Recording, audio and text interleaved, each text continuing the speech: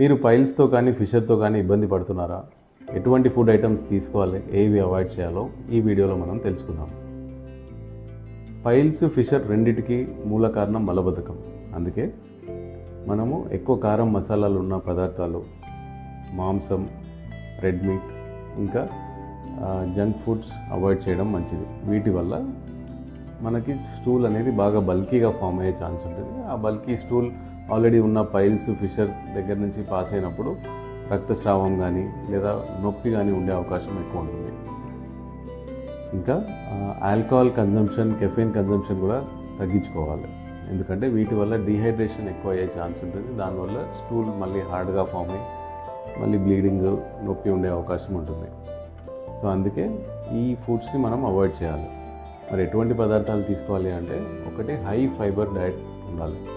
Balance diet mixed with any type of fruits and vegetables తీసుకుంటే మనకి stool అనేది ఎక్కువ బల్కీగా ఫామ్ అవ్వకుండా ఉంటుంది. దాంతోపాటు రోజుకి ఖచ్చితంగా 3 నుంచి 4 లీటర్లు వాటర్ తీసుకోవాలి. సో ఈ గ్రేడ్ 1, గ్రేడ్ 2 పైల్స్ ఉన్నప్పుడు మనము ఎటువంటి డైట్ ఫాలో అవుతే ఇవి ఫర్దర్గా ప్రోగ్రెస్ అవ్వకుండా ఉంటుంది.